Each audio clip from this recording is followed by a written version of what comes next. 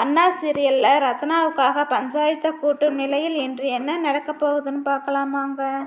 ரத்னா நிரந்தரமாக வெங்கடேஷை விட்டு விலக வேண்டும் என்பதற்காக பஞ்சாயத்தை கூட்டுகிறான் சண்முகம். அந்த பஞ்சாயத்துக்கு வெங்கடேஷ் குடும்பத்தை வர சொல்ல முத்துப்பாண்டி கிளம்புகிறான். சண்முகம் அப்போ நானும் உன்னோட வர்றேன்னு சொல்ல அதுக்கு முத்துப்பாண்டி நீ எல்லாம் வர வேண்டாம், நானே போயிட்டு வர்றேன்னு போகிறான். சண்முகம் நான் ஏன் வரக்கூடாதுன்னு கேட்க நீ வந்தால் எல்லாத்துக்கும் கை நீட்டுவேன், அதனால நானே போயிட்டு வர்றேன்னு சொல்லிட்டு போகிறான் முத்துப்பாண்டி. வெங்கடேசன் வீட்டுக்கு முத்துப்பாண்டி போய் அவங்க அம்மா அப்பா கிட்ட பஞ்சாயத்துக்கு வாங்கன்னு சொல்ல நாங்கள் எதுக்கு பஞ்சாயத்துக்கு வரணும் கோபமாக பேசுகிறாங்க.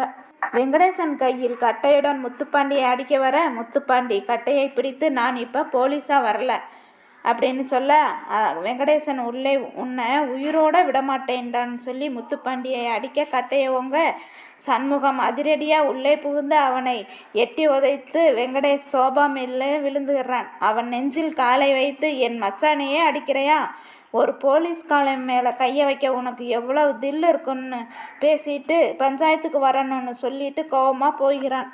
அடுத்து சண்முகம் வீட்டில் எல்லோரும் பஞ்சாயத்துக்கு கிளம்ப சண்முகம் கத்தியை எடுத்து மறைத்து வைப்பதை பார்த்து பரணி கத்தியை வைக்க சொல்லி திட்டுகிறாள். இதனால் கத்தியை வைத்துவிட்டு சண்முகம் அவள் போன பிறகு மீண்டும் கத்தியை எடுத்து வைக்கிறான். அதேபோல் முத்துப்பாண்டியும் துப்பாக்கியோடு பஞ்சாயத்துக்கு கிளம்புகிறான். வெங்கடேசன் சவுந்தரபாண்டிக்கு ஃபோன் செய்து உதவி கேட்கிறான். அவர் 4 ரவுடிகளுடன் பஞ்சாயத்துக்கு வந்து இறங்குகிறான் சவுந்தரபாண்டி. வெங்கடேசன் தனக்கு பாதுகாப்பு இல்லைன்னு டிராமா போட சண்முகம் அவனை அடிக்கப் போவதோடு இன்றைய எபிசோட் முடிவடைகிறது.